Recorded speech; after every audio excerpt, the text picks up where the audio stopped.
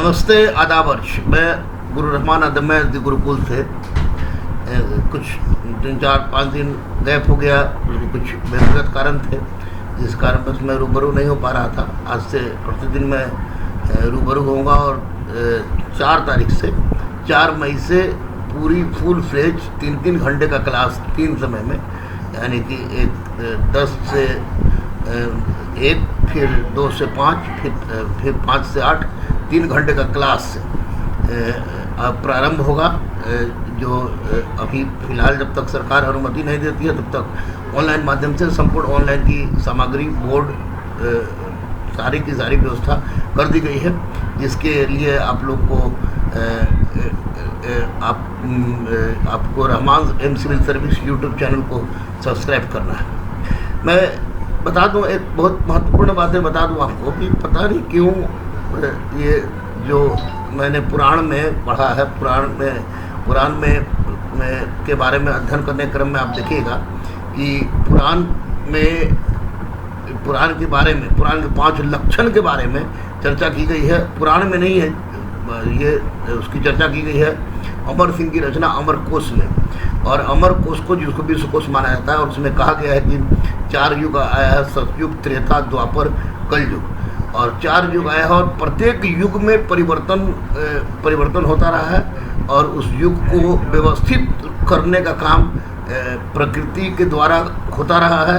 उस परिस्थिति में जब इस प्रकृति के साथ छेड़छाड़ अपनी चरम सीमा पर पहुंच जाती है और मनुष्य अपने आप को भगवान समझने का प्रयास, अल्लाह समझने का प्रयास करने लगता है और मानवीय गुण जो मनुष्य का सबसे महत्वपूर्ण गुण है, उस गुण का क्षरण होने लगता है, तो ऐसी परिस्थिति में प्रकृति अपने आप को सुव्यवस्थित करने का प्रयास करती है। और उसी सुव्यवस्थित करने का प्रयास के क्रम में का एक महत्वपूर्ण उदाहरण अभी कोरोना वायरस के रूप में, महामारी के रूप में पूरे वैश्विक पटल पर छाया हुआ है, जो सब आदमी को घर में रहने पर मजबूर कर दिया है और गंगा के जल को आपको निर्मल बना दिया है और संपूर्ण प्रकृति को संतुलित करने के योर अवसर है। मैं नहीं कह रहा हूँ कि कोरोना वायरस एक बहुत बड़ा उपहार है, लेकिन कोरोना वायरस एक बहुत बड़ा सबक अवश्य है उन तमाम इंसान के लिए जो प्रकृति के साथ छेड़छाड़ कर रहे हैं और प्रकृति को बाधित करने का प्रयास कर रहे हैं। तो इस बात को याद रखिएगा कि हम भारतवासी सनातन को मानते हैं, सनातनावलंबी है हम लोग कहिए, और प्रकृति को माँ मानते हैं। तो निश्चित रूप से प्रकृति के साथ जब छेड़छाड़ हुआ है, प्रकृति ने अपने आप को सुव्यवस्थित करने का प्रयास किया है और अभी उसी के का प्रतिफल है कि हम लोग भुगत रहे हैं, पूरा विश्व भुगत रहा है। और निश्चित रूप से ये मैं भी जानता हूँ और तमाम लोग भी जानते हैं, पूरे विश्व के वैज्ञानिक भी भिड़े हुए हैं कि जब प्रकृति अपना रूप दिखा देगी और सुव्यवस्थित हो जाएगा और हम अपने आप को भगवान और अल्लाह मानना छोड़ देंगे, तो निश्चित रूप से ये पूरी व्यवस्था फिर से वापस आ जाएगी और कोरोना रूपी वायरस का अंत हो जाएगा। हम लोगों ने देखा कि भारत जैसे देश जहाँ 1 अरब 35 करोड़ जनसंख्या है, इस देश में भी बहुत तमाम यूरोपीय विकसित देशों के तुलना में का अगर अध्ययन किया जाए तो देखा हम लोग भारत में देखते हैं कि भारत में निसंदेह ये कोरोना वायरस का प्रकोप कम है। इसका सबसे बड़ा कारण ये है कि हम लोग एक प्रकृति पूजक हैं और प्रकृति के बारे में आज भी कहीं ना कहीं से मर्म हमारे अंदर है और ये उपलब्धि है हमारे भारत की।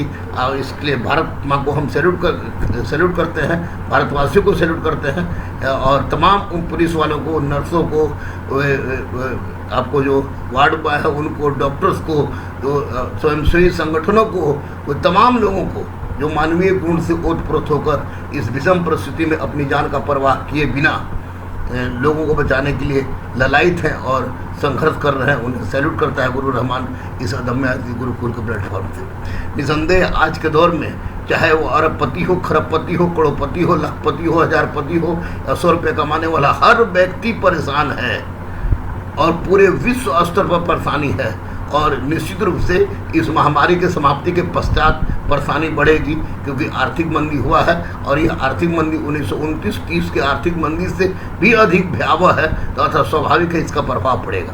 तो मैं स्पष्ट रूप से अभी से कह रहा हूँ कि ये प्रभाव उन लोगों पर ज़्यादा पड़ेगा जो भौतिकवादी दौड़ में अपने आप को ज़्यादा संलग्न रखते हैं। हम लोगों ने मेरी और मेरे गुरुकुल की, मुन्ना भाई की, हमारे संपूर्ण लोगों की यही एक विचारधारा रही है कि साईं इतना दीजिए जामे कुटुंब समाए, मैं भी भूखा ना रहूं, साधु ना भूखा जाए की अवधारणा पर जीने वाला मैं गुरु रहमान तमाम बच्चों के लिए समर्पित था। मुन्ना तमाम बच्चों के लिए समर्पित है और हम लोग समर्पित रहेंगे।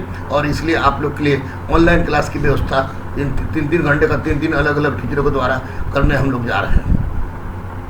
फिलहाल आज बहुत देर तक टेक्निकल फॉल्ट हो गया था आपके इसमें लैपटॉप में, इसलिए थोड़ी देर हुई, बहुत देर से मैं बैठा हुआ था। तो आज मैं असहयोग आंदोलन के बारे में बता दूं कि असहयोग आंदोलन नॉन कोऑपरेशन मूवमेंट 1920 से 22 एक ऐसा मूवमेंट जिसने भारतीय इतिहास के पटल पर, भारतीय राष्ट्रीय स्वतंत्रता संग्राम के इतिहास में पहली बार जन आंदोलन के स्वरूप को सामने रखकर यह दिखलाने का प्रयास किया कि जन आंदोलन किसी भी परिवर्तन का कारण बनती है और किसी भी आंदोलन को तीव्रतम सीमा तक पहुंचाकर अगर किसी भी समस्या का निराकरण करने में या किसी देश को आज़ादी दिलाने में अगर किसी चीज़ की भूमिका होती है तो वह क्रांति के लिए हो या अन्य किसी परिवर्तन के लिए हो, उसके लिए जन आंदोलन सबसे महत्वपूर्ण योगदान, जन आंदोलन का सबसे महत्वपूर्ण योगदान होता है। और उसी तरह जन आंदोलन एक महत्वपूर्ण योगदान था। मैंने बताया था आप लोग को, मैंने रॉलेट एक्ट बताया, मैंने जालियांवाला बाग हत्याकांड बताया, जालियांवाला बाग हत्याकांड बताया, मैंने विभिन्न कांडों की चर्चा की थी। मैं बता दूं आपको कि 1914 से 1918 तक प्रथम विश्व युद्ध चला और युद्ध की समाप्ति के पश्चात उत्पन्न परिस्थिति, गरीबी, बेरोजगारी, मुद्रास्फीति की दर में वृद्धि, आपको महंगाई, मजदूरों की दयनीय अवस्था जो अभी कोरोना के बाद आएगा, यहाँ भी देखिएगा, वो एक परिस्थिति थी। दूसरी महत्वपूर्ण समस्या थी रॉलेट एक्ट। रॉलेट एक्ट ने आपको जिसको काला कानून के नाम से जाना जाता है, जिसने बंदी प्रत्यक्षीकरण है यानी हैबियस कॉर्पस के सिद्धांत को समाप्त कर दिया था। रॉलेट एक्ट के बाद जालियांवाला बाग हत्याकांड, उसके बाद जालियांवाला बाग हत्याकांड की जांच के लिए आया हंटर कमेटी। हंटर कमेटी के प्रतिशोध में आया तो तहकीकात कमेटी, जिसके अध्यक्ष मदन मोहन मालवीय थे। और तत्पश्चात जो खिलाफत आंदोलन आया तुर्की से खिलाफत आंदोलन की समाप्ति के पश्चात जो परिस्थितियाँ उत्पन्न हुई, उस परिस्थिति का परिणाम था कि भारत में कोई ना कोई एक ऐसी व्यवस्था उत्पन्न होनी चाहिए जो एक लंबे समय के बाद यानी 1905 में बंगाल विभाजन के पश्चात, स्वदेशी आंदोलन के पश्चात भारत में कोई ऐसा आंदोलन नहीं हुआ था जिस आंदोलन के पश्चात, जिस आंदोलन के बल पर संपूर्ण भारतीय उपमहाद्वीप में एक क्रांति की अवस्था उत्पन्न की जा सकती थी। तो यही, हाँ मोनो बेटा क्या बात है?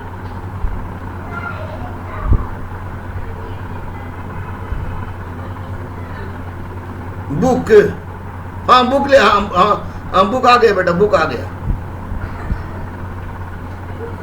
नहीं बुक आ गया, साकेत के साथ चले गए थे, जरा खाली हमारे पुतवा को देखिए, जरा देख लिया।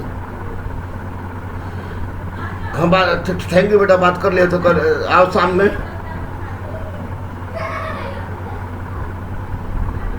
ना बेटा सामने हमारे दवाइया ले गई है, तो कैसे करा दे हमारे पोतवा के हो, यानी हो जाएगा तो चाचा भतीजा अपना पढ़ेगा सब एक स्कूल में। ठीक बेटा, बिल्कुल हाँ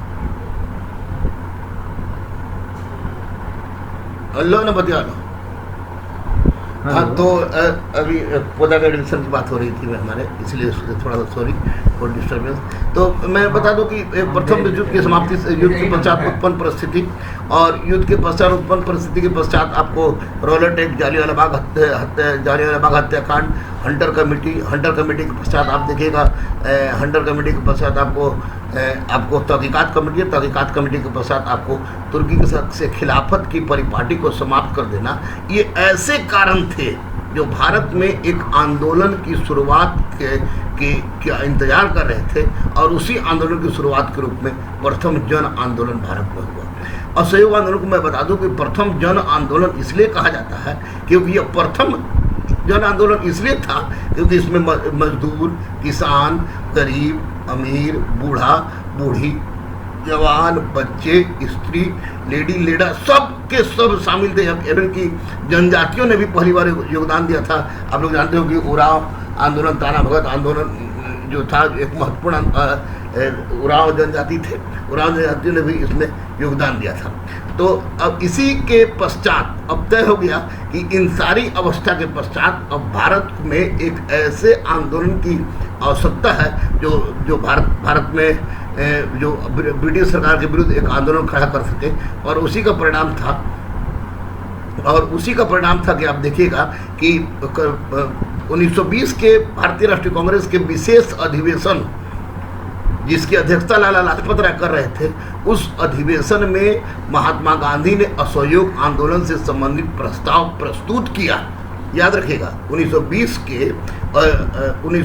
के असहयोग आंदोलन, 1920 के भारतीय राष्ट्रीय कांग्रेस का विशेष अधिवेशन जो कलकत्ता में हुआ था, जिसके अध्यक्ष लाला लाजपत राय थे, उस विशेष अधिवेशन में महात्मा गांधी ने असहयोग आंदोलन से संबंधित प्रस्ताव प्रस्तुत किया। लेकिन 1920 के ही भारतीय राष्ट्रीय कांग्रेस के नियमित अधिवेशन जो नागपुर में विजय राघवाचारी की अध्यक्षता में हुआ, उस विजय राघवाचारी की अध्यक्षता में हुए अधिवेशन में महात्मा गांधी ने असहयोग आंदोलन से संबंधित प्रस्ताव पारित कर दिया और कहा कि 1 वर्ष के अंदर स्वराज ले लेंगे। इसके साथ भारत में शुरू हुआ तुमको असहयोग आंदोलन, जो प्रथम जन आंदोलन के रूप में हुआ। प्रथम जन आंदोलन के रूप में क्यों हुआ, क्यों कहते हैं, इसकी हमने चर्चा की ही। तो इसी क्रम में असहयोग आंदोलन के अंतर्गत पहली बार स्वयंसेवकों का, याद रखिएगा, असहयोग आंदोलन के क्रम में पहली बार स्वयंसेवकों का दल बनाने का आह्वान किया गया। आपको बता दें कि असहयोग आंदोलन के क्रम में ही महात्मा गांधी ने कहा था कि 1 वर्ष के अंदर स्वराज ले लेंगे। स्वयंसेवकों का दल बनाने का आह्वान किया गया। 300 सदस्यों की कांग्रेस कमेटी बनाई गई। 300 सदस्यों की कांग्रेस कमेटी बनाई गई। किसी भी रूप में स्वदेशी को अपनाने पर बल दिया गया। किसी भी रूप में स्वदेशी को अपनाने पर बल दिया गया। कताई बुनाई को बढ़ावा देने के उद्देश्य से महात्मा गांधी ने ऑल इंडिया स्पिनर्स एसोसिएशन का गठन किया। साथ ही साथ तिलक स्वराज फंड का गठन हुआ। तिलक स्वराज फंड का गठन हुआ जिसमें 1 करोड़ रुपया चंदा वसूले गए। 1 करोड़ रुपया चंदा वसूले गए। 1 करोड़ 20 लाख चरखा बांटा गया। 1 करोड़ 20 लाख चरखा बांटा गया। राष्ट्रीय शिक्षा, स्वदेशी माल, लोक अदालत, राष्ट्रीय शिक्षा, स्वदेशी माल, लोक अदालत पर बल दिया गया। असहयोग आंदोलन के कार्यक्रम को 2 रूपों में सामने रखा गया। एक सकारात्मक था और दूसरा नकारात्मक था। नकारात्मक कार्यक्रम के अंतर्गत उपाधियां, याद रखिएगा, नकारात्मक कार्यक्रम के अंतर्गत उपाधियां अवैतनिक पदों, स्थानीय निकायों से त्यागपत्र देने की बात की गई। सरकारी उत्सव, स्कूल, कॉलेज, अदालत, विदेशी वस्तु, संस्था, वस्त्र, संस्थान का बहिष्कार किया गया। सुभाष चंद्र बोस को कलकत्ता नेशनल कॉलेज का प्रधानाचार्य बनाया गया। चित्तरंजन दास, मोतीलाल नेहरू, M.R. जयकर, सैफुद्दीन किचलू, वल्लभ भाई पटेल, C. राजगोपालचारी, T. प्रकाशम, अरुणा आसफ अली तथा राजेंद्र प्रसाद द्वारा वकालत छोड़ दिया गया। ताड़ी शराब की दुकान पर धरना दिया गया। उसके बाद आप देखिएगा कि रचनात्मक कार्यक्रम के अंतर्गत पंचायती अदालत की स्थापना की गई। काशी विद्यापीठ, जामिया मिलिया इस्लामिया, गुजरात विद्यापीठ, अलीगढ़ मुस्लिम विद्यापीठ, बिहार नेशनल कॉलेज की स्थापना की गई। असहयोग आंदोलन के क्रम में आपको दिखेगा कि सर्वप्रथम सॉरी अशोक आंदोलन क्रम में ही 1921 में प्रिंस ऑफ वेल्स, ब्रिटेन का राजकुमार प्रिंस ऑफ वेल्स भारत आया, जिसको लेकर बम्बई में, मुंबई अभी का मुंबई, उस समय का बम्बई में ज़बरदस्त एंग्लो इंडियन दंगा हुआ। और अशोक आंदोलन क्रम में सर्वप्रथम चित्तरंजन दास, उसके बाद उनकी पत्नी बसंती देवी, और तत्पश्चात आपको मजहरुल हक, जिनको बिहार के गांधी के नाम से जाना जाता है, उनको गिरफ्तार किया गया। याद रखिएगा कि बिहार के गांधी के नाम से किसको जाना जाता है, तो उसमें एक दो चीज़ याद रखेंगे आप। प्रथम ये कि अगर मजहरुल हक चॉइस में रहे, श्री कृष्ण सिंह चॉइस में नहीं रहे, तो मजहरुल हक को मारिएगा। और अगर श्री कृष्ण सिंह चॉइस में रहे, मजहरुल हक चॉइस में नहीं रहे, तो कृष्ण सिंह को चॉइस में टिक आउट कीजिएगा। ये डिपेंड करता है क्वेश्चन के नेचर पर। और आपको ये बता दें हम कि इसमें ये परिस्थिति ये होगी कि आपको इन दोनों में से एक ही रहेगा। अब देखिए, इसी बीच में आप देखिए, जब आंदोलन अपनी चरम सीमा पर बढ़ रही थी कि 5 फरवरी 1922 को गोरखपुर के देवरिया जिला के पास चौरी चौरा नामक स्थान पर भगवान अहिर के नेतृत्व में एक जुलूस जा रही थी। और इसी जुलूस पर एलिस के नेतृत्व में, एलिस एक पुलिस ऑफिसर था, इन जुलूस पर लाठी डंडा चार्ज कर दिया गया। परिणाम स्वरूप इसके प्रतिक्रिया में जबरदस्त प्रतिक्रिया हुई और पूरे थाना को घेर कर आग लगा दिया गया, जिसमें 22 लोग जिंदा मर गए। अब जब 22 लोग जिंदा मर गए, तो अब इस घटना, चूंकि महात्मा गांधी ने कहा था कि हमारा अशोक आंदोलन पूरी तरह से अहिंसात्मक होगा, पूरी तरह से आपको शांति पर आधारित होगा, लेकिन जब 22 पुलिसकर्मी जिंदा मर गए, तो वैसी परिस्थिति में महात्मा गांधी ने स्पष्ट रूप से बारदौली में बैठक किया। और बारदौली में बैठक करने के बाद 12 फरवरी 1922 को असहयोग आंदोलन वापस ले लिया। इस असहयोग आंदोलन वापस ले तो मोतीलाल नेहरू, सुभाष चंद्र बोस, जवाहरलाल नेहरू, सी राजगोपालचारी, चित्तरंजन दास, मोहम्मद अली और शौकत अली के द्वारा असहयोग आंदोलन वापस लेने की तीखी आलोचना की गई। 10 मार्च 1922 को महात्मा गांधी को गिरफ्तार कर लिया गया। महात्मा गांधी को विद्रोह भड़काने के रूप में न्यायाधीश ब्रूमफील्ड ने 6 वर्ष की सजा दी। असहयोग आंदोलन क्रम में गिरफ्तार हुए लोगों के संबंध में चित्तरंजन दास ने कहा कि समूचा भारत एक बंदी गृह के समान है। ये आपको असहयोग आंदोलन था। अब एक चीज आप गौर से सुन लीजिए, गौर से।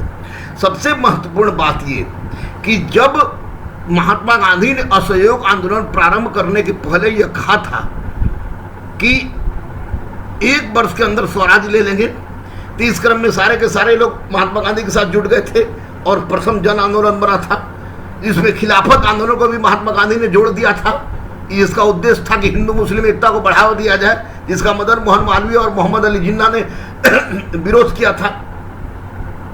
तो स्वाभाविक है कि एक तो खिलाफत की समस्या दूर नहीं हुई, और दूसरी 1 वर्ष के अंदर आपने कहा था कि स्वराज हम ले लेंगे, उस समस्या का निराकरण नहीं हुआ। तो इस परिस्थिति में कुछ विचार, जैसे चित्तरंजन दास, मुख्य रूप से मोतीलाल नेहरू, सुभाष चंद्र बोस ने महात्मा गांधी का विरोध किया और कहा कि महात्मा गांधी ने उस समय असहयोग आंदोलन वापस लिया है जब हम स्वराज के बिल्कुल निकट थे।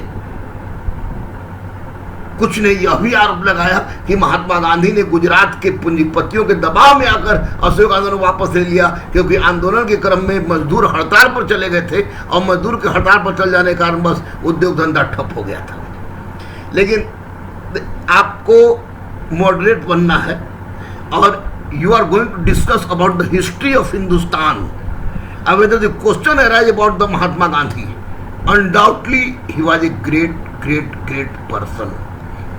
और जिस आदमी की विचारधारा अहिंसा और शांति प्रियता पर आधारित हो, और जिस आदमी ने आंदोलन की शुरुआत करने के क्रम में यह बात कही हो कि उसका आंदोलन पूरी तरह से अहिंसात्मक और शांति पर आधारित होगी, और उसी क्रम में 22 आदमी को जिंदा जला दिया गया हो, तो स्वाभाविक इसकी प्रतिक्रिया होती।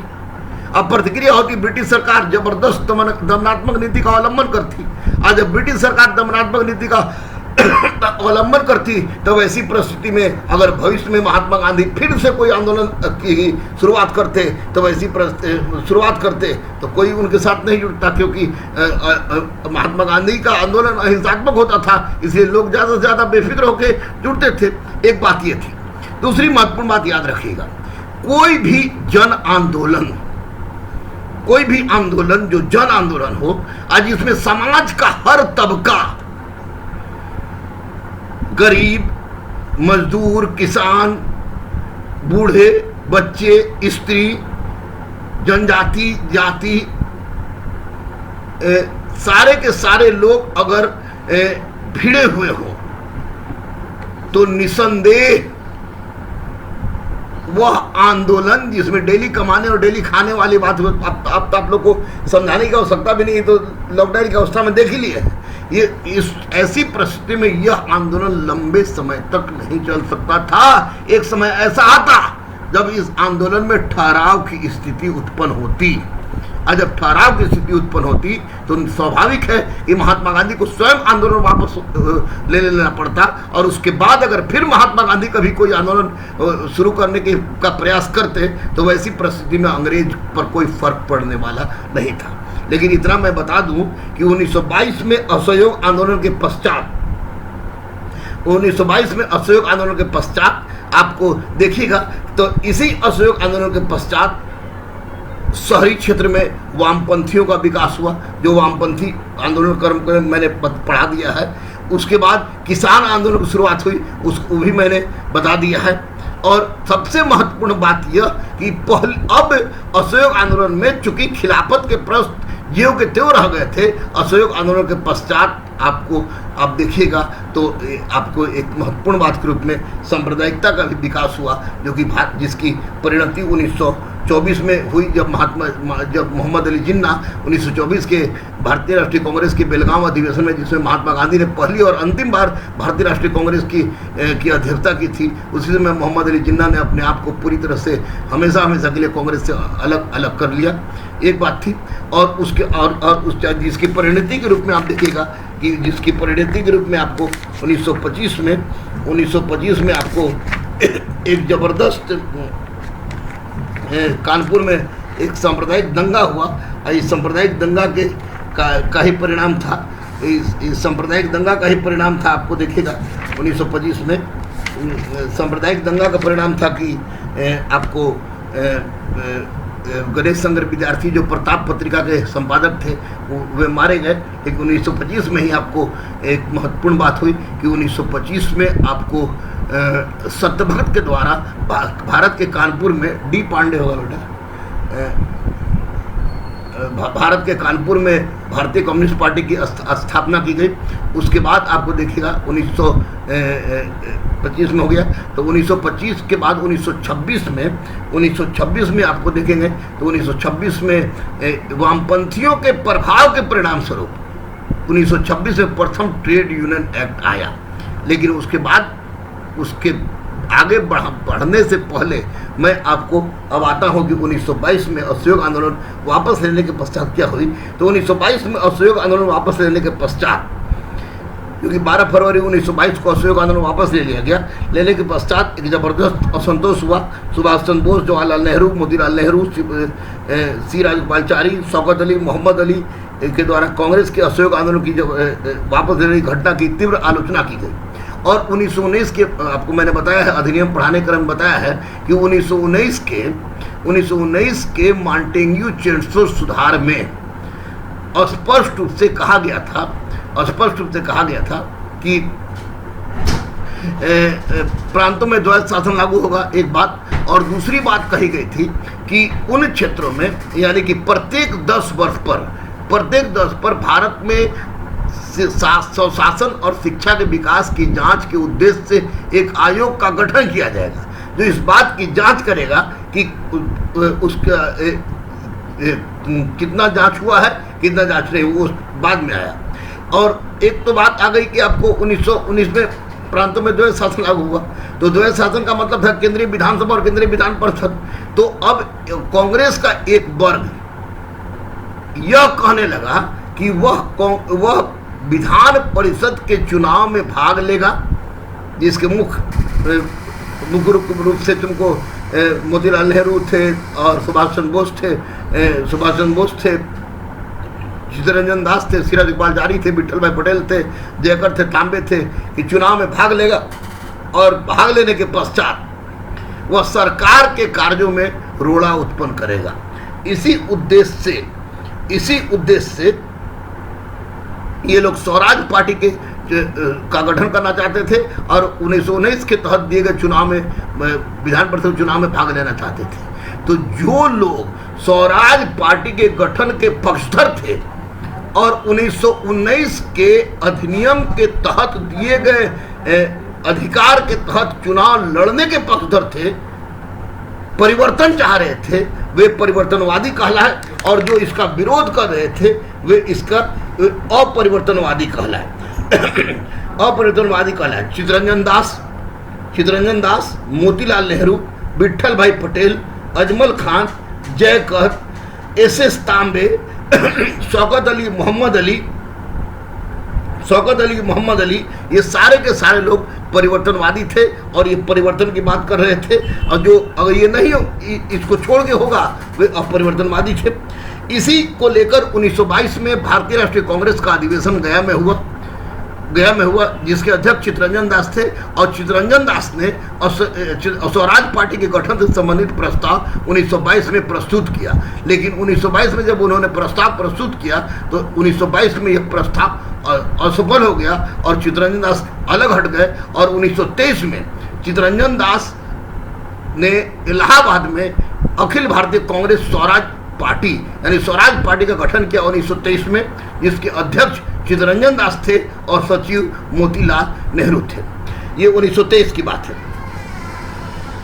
1923 में यानी कि इलाहाबाद में स्वराज पार्टी गठन हुआ। उसके बाद आप देखिएगा कि ये नवंबर 1923 में केंद्रीय विधान सभा तथा विधान परिषदों के लिए चुनाव हुआ, जिसमें स्वराज पार्टी को जबरदस्त सफलता मिली। केंद्रीय विधानसभा की 101 सीटों पर वह विजयी हुई, जबकि प्रांतीय विधान परिषदों में स्वराज पार्टी को मध्य प्रांत में स्पष्ट बहुमत मिला। बंगाल में स्वराज पार्टी सबसे बड़े पार्टी के रूप में उभर कर सामने आई। इस चुनाव के पश्चात स्वराज पार्टी विधान परिषद में घुसकर सरकार के कार्य में बाधा उत्पन्न करने लगी। जैसे स्वराज पार्टी के नेता प्रत्येक वर्ष बजट को अस्वीकृत करा देते थे, यानी गिरा देते थे, जिसमें वायसराय को अपने वीडियो का प्रयोग करके उसको पार कराना पड़ता था। दूसरा, ऐसा कहा जाता है कि गोलमेज सम्मेलन का आयोजन, जो 3 दिन गोलमेज सम्मेलन का आयोजन हुआ, गोलमेज सम्मेलन का आयोजन स्वराज पार्टी के दबाव के परिणाम स्वरूप ही हुआ। 1924 में 1919 के अधिनियम के जांच के उद्देश्य से मुंडीमैन कमेटी का गठन हुआ, स्वराज पार्टी के दबाव के परिणाम स्वरूप ही। यह स्वराज पार्टी का ही प्रयास था कि 1925 में सेंट्रल लेजिस्लेटिव असेंबली के अध्यक्ष के रूप में आपको विठल भाई पटेल चुने गए। बाद में धीरे धीरे 1925 में चित्तरंजन दास की मृत्यु हो गई। 1925 में चित्तरंजन दास की मृत्यु हो गई और स्वराज पार्टी के अन्य सदस्य पद लोलुपता की ओर अग्रसर हुए और धीरे धीरे स्वराज पार्टी का पतन हो गया। स्वराज पार्टी का पतन हो गया। 1926 में मैंने बताया कि ट्रेड यूनियन एक्ट का गठन हुआ, और तत्पश्चात हम लोग देखेंगे कि 1926 के पश्चात 1927 का वर्ष एक महत्वपूर्ण वर्ष भारतीय राष्ट्रीय आंदोलन के इतिहास में है, क्योंकि मैंने कहा था कि 1919 के मॉन्टेग्यू चेम्सफोर्ड सुधार में यह स्पष्ट रूप से कहा गया था कि प्रांतों में द्वैत शासन लागू किया जाएगा, और प्रांतों में द्वैत शासन लागू किया जाएगा, एक बात हो गई। तो और दूसरी बात कहा गया था कि 1919 में ही यह कहा गया था कि प्रत्येक 10 वर्ष पर एक ऐसे आयोग का गठन किया जाएगा जो आयोग इस बात की जांच करेगा कि भारत में स्वशासन और शिक्षा का विकास कितना हुआ है और कितना होना चाहिए। तो इस परिस्थिति में आप देखिएगा तो आपको ये होना चाहिए। तो इसी उद्देश्य से लेकर, चूंकि इंग्लैंड में आम चुनाव शुरू हुआ, अब भारत में तीव्र क्रांतिकारी गतिविधि हुई, परिणाम स्वरूप समय से 2 वर्ष पहले 1927 में ही सर साइमन की अध्यक्षता में 7 सदस्यीय एक आयोग का गठन किया गया। क्योंकि इसका अध्यक्ष सर साइमन था, इसीलिए इसे साइमन आयोग के नाम से जाना जाता है। 3 फरवरी 1928 को साइमन कमीशन भारत बंबई में आया। साइमन गो बैक के साथ इसका स्वागत किया गया। लाला लाजपत राय ने लाहौर में इसका विरोध किया, पंजाब में अजीत सिंह ने इसका विरोध किया, दिल्ली में सैयद रजा ने इसका विरोध किया, लखनऊ में खलीकुज्जमा ने विरोध किया, इलाहाबाद में जवाहरलाल नेहरू ने इसका विरोध किया, गांधी दरोगा गांधी थाना की स्थापना की गई और 2 बार की यात्रा के पश्चात साइमन कमीशन वापस चला गया, जिससे क्रोधित होकर भारत सचिव वर्किंग हेड ने कहा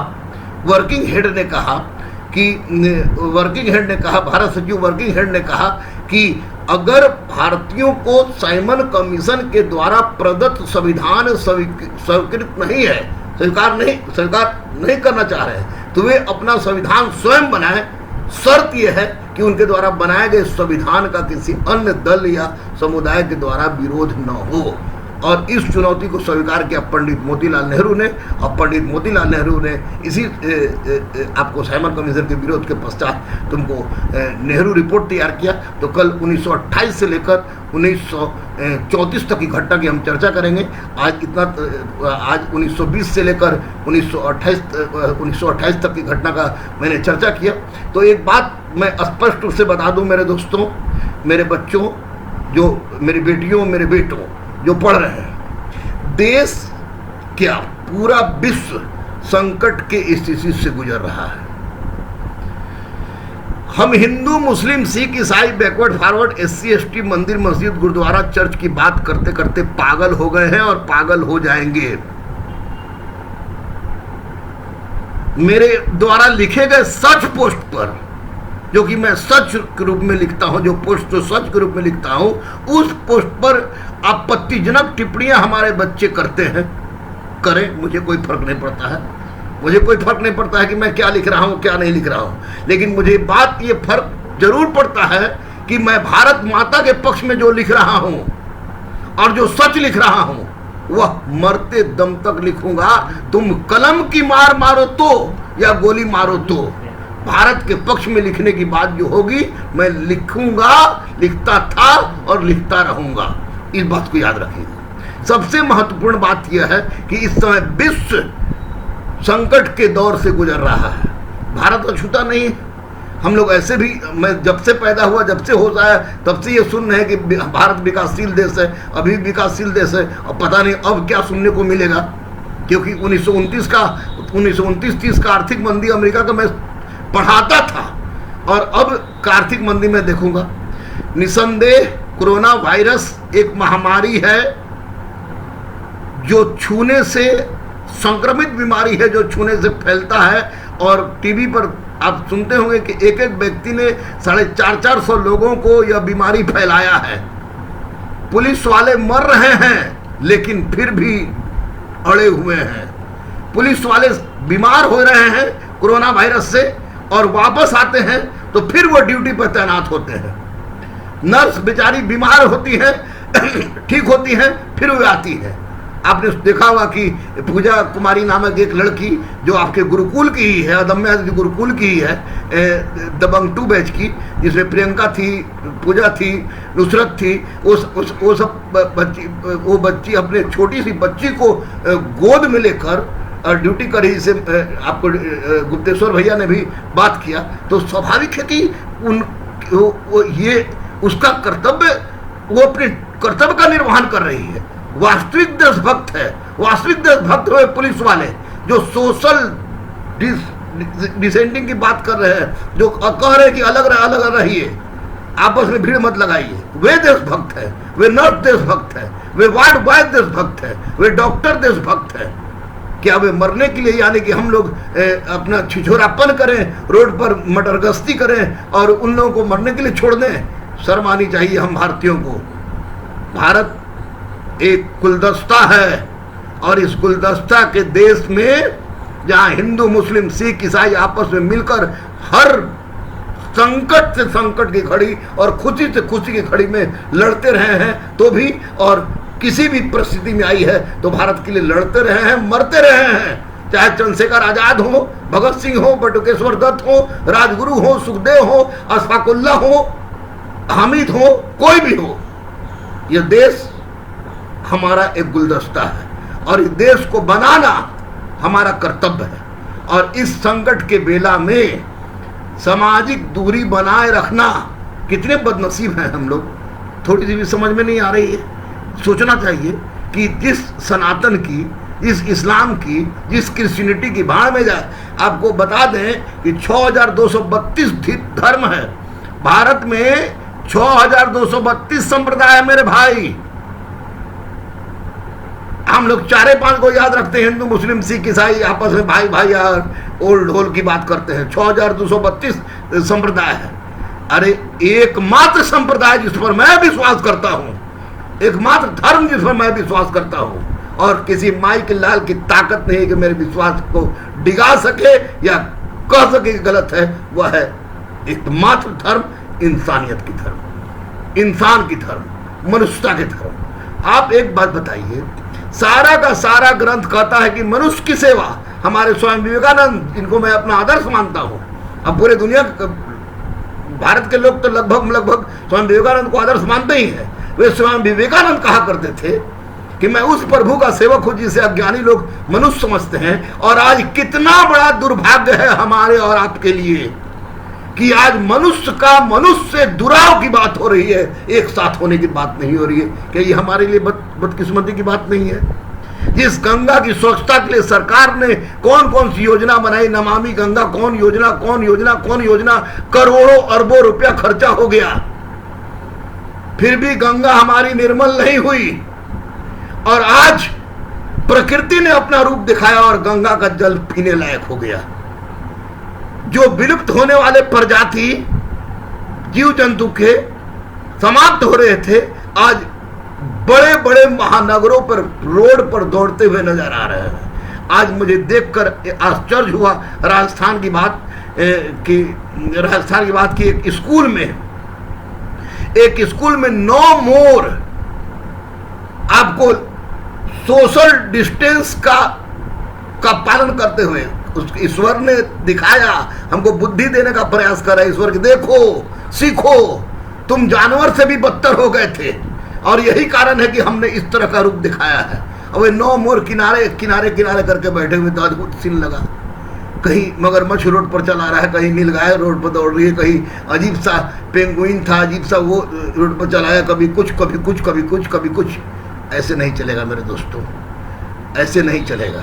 ये प्लाज्मा थेरेपी की बात हो रही है, तो आप ही बताओ कि प्लाज्मा थेरेपी में अगर कोई मुसलमान को कोरोना हो गया हो और प्लाज्मा थेरेपी से ठीक होना हो और उससे पूछा जाए कि क्या हिंदू का प्लाज्मा चाहिए, तो कहे कि नहीं। या हिंदू को अगर कोरोना हो गया हो और वो प्लाज्मा थेरेपी से उसका ठीक होगा, उससे पूछा जाए कि मुसलमान का प्लाज्मा मिल रहा है, लोग तो बोलेगा नहीं। अरे जब हम ईश्वर ने कोई भेदभाव नहीं किया तो फिर हम और आप उल्लू बनाने का साधन, ये टोपी बदल लिए, गमछा रंग अलग हो गया तो हमारी जाति अलग हो गई, हमारी पार्टी अलग हो गई, हम एंटीना रख लिए तो हम हिंदू हो गए, हम दाढ़ी रख लिए तो हम मुसलमान हो गए। वाह! अरे ये कलेजा रखो, मनुष्यता के लिए सबसे बड़ा चीज है कलेजा रखना, कलेजा। और कलेजा रखने के लिए दम चाहिए, दम। और मैं गुरु रहमान दम भरता हूं। मैं गुरु रहमान, पत्नी अमिता कुमारी, बेटी अदम्य आदिति, बेटा अभिज्ञान अर्जित।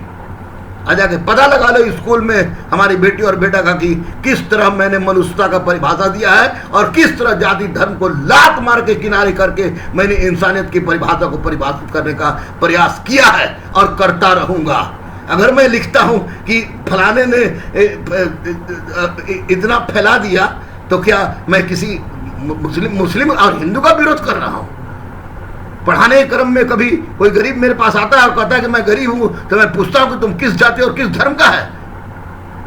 ये कितने दुर्भाग्य है, कितना दुर्भाग्य उन लोगों का जो हम बस सोचते हैं कि दुकानदारी चमका रहे हैं। बाहर दुकानदारी चमका रहे हैं। दुकानदारी चमकाना होता ना तो जितने दुकानदार हैं उनसे करोड़ों करोड़ ऊपर की स्थिति में रहते, क्योंकि गुरु रहमान पागल यानी यहां से पढ़ाता है, मुंह से नहीं, और यहां से रखता है मानवता, और यहीं से रखेगा। और मैं तमाम उन दारोगा के छात्रों, तमाम 31 मई का अभी तक डेट है, यूपीएससी का भी डेट बढ़ेगा, आपको बता दें प्रारंभिक परीक्षा का, यूपीएससी के छात्रों, बीपीएससी के छात्रों, दारोगा के छात्रों, इन्फोर्समेंट सब इंस्पेक्टर के छात्रों को मैं ललकार के कह रहा हूं, मैं ललकार के कह रहा हूं कि ये गमों की बादल है जो छट जाएगी। तूफान को आना है, आकर चले जाना है। तूफान को आना है, आकर चले जाना है। ये तूफान है जो जाएगी। तेरे जुनून का नतीजा जरूर निकलेगा, तेरे जुनून का नतीजा जरूर निकलेगा। इसी स्याह समंदर से, स्याह मतलब ब्लैक होता है, इसी स्याह समंदर से नूर निकलेगा। सिर्फ चिराग जलाए रखना, सिर्फ चिराग जलाए रखना, पीछे मत हटना। ये परीक्षा की घड़ी है। प्रकृति के साथ हमने छेड़छाड़ किया है, इसलिए प्रकृति हमारे साथ छेड़छाड़ कर रही है, व्यवस्थित कर रही है हमारी गंगा को, व्यवस्थित कर रही है हमारी धरती को, व्यवस्थित कर रही है हमारी गौ माता को। आज गाय माता भारत माता की जय कहने वाले लोग चिल्ला रहे हैं, और मैंने गाय को कीचड़ खाते हुए देखा।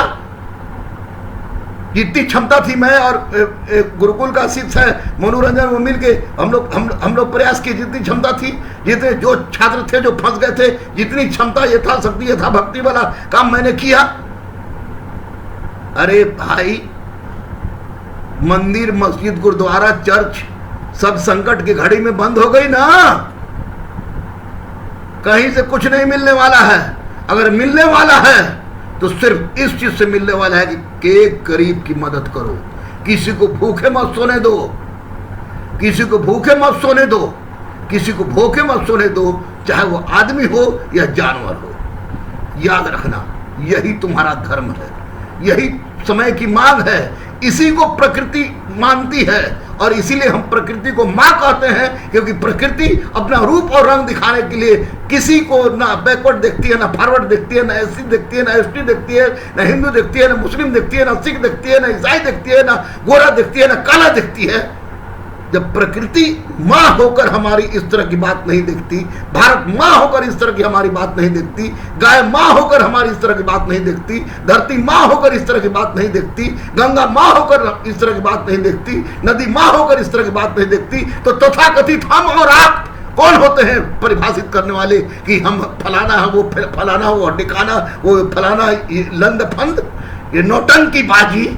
देश को बचाइए, पछताइएगा, घुट घुट के मर जाइएगा, कुछ नहीं होने वाला है। देश को बचाइए, और देश जब भी बचेगा तो एकजुटता से बचेगा। मुट्ठी बांधने से ताकत बढ़ती है, उंगली से नहीं। इस बात को याद रखिएगा। और जिस दिन हमने मुट्ठी बांध दिया, हम 1000 चाइना पैदा कर सकते हैं, इतनी क्षमता है।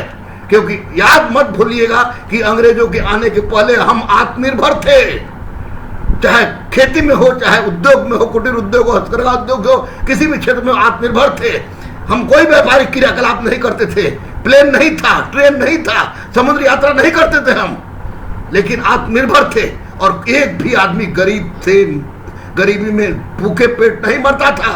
ऐसे भी कहा जाता है कि आज भी गांव में आदमी भर पेट कम से कम खा जरूर लेता है। और हम अपनी नैतिकता का परित्याग कर रहे हैं, मानवीय मूल्य जो हमारा मूल धर्म है उसका परित्याग कर रहे हैं, और भौतिकवादिता की दौड़ की होड़ में जिस तरह का दौड़ लगा रहे हैं, वो हमारे पतन का कारण बन रहा है। और आज प्रकृति हमें सबक सिखा रही है कि सुधर जाओ, सुधर जाओ। मैं एक गुरु होने के नाते हाथ जोड़ के तमाम भारतीयों से बस और बस यही विनती कर रहा हूं कि प्लीज प्लीज प्लीज अभी सोशल डिस्टेंस का मायने समझिए, भारत के दर्द को समझिए, और भारत के लिए कुछ कर गुजरना चाहते हैं तो आप पहले भारत को बचाइए। और भारत को बचाने के लिए जरूरी है कि आप मनुष्यता की रक्षा कीजिए, ह्यूमैनिटी की रक्षा कीजिए। इन्हीं बातों के साथ मैं गुरु रहमान लेता हूं ब्रेक, और मिलते हैं कल फिर 1928 से लेकर 1934 के घटनाओं के साथ। Save the nation, save the humanity और maintain the social distance, maintain the social distance, maintain the social distance. मेरे बच्चों, समस्या आई है, चली जाएगी। बड़ी से बड़ी समस्या आती है और चली जाती है। ये समस्या भी आई है, ये चली जाएगी। पढ़ते रहना, रुकना मत। मैं तुम्हारे साथ था, मैं तुम्हारे साथ हूं, मैं तुम्हारे साथ रहूंगा। मैं मुन्ना प्रत्येक परिस्थिति में तुम्हारे साथ रहूंगा।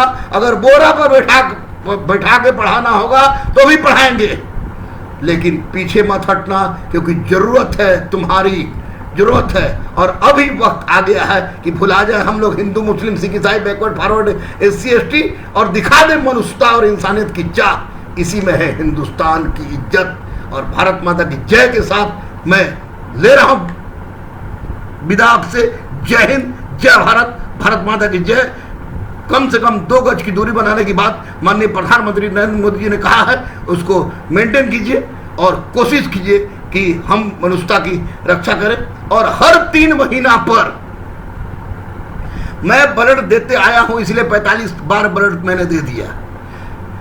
ब्लड बचा के रखिएगा, ब्लड देना है, क्योंकि प्लाज्मा थेरेपी एक अच्छा उपचार के रूप में सामने आया है। मैं देख रहा था केरल में भी, दिल्ली में भी और केरल में भी, तो इस प्लाज्मा थेरेपी के माध्यम से इसकी उपचार होगी। और ऐसे भी मनुष्य से बड़ा खोपड़ी किसी के पास नहीं होता है। हम लोग लंद फंद देवानंद में अपनी खोपड़ी को लगाए रहते हैं, तब ना ये समय है, बदल जाएगा। बुरा वक्त आता है अच्छे दिन आने के लिए। इसका वैक्सीन भी आ जाएगा, दवा भी आ जाएगा, लेकिन इतना भाई याद रखना कि प्रकृति ने सिखा दिया कि हम कौन है और हमारी औकात क्या है और प्रकृति कैसे अपने आप को सुव्यवस्थित करती है। Let us break, all the best. Jai Hind, जय भारत, भारत माता की जय। वंदे मातरम। कल 1928 से लेकर 1934 तक। जय हिंद।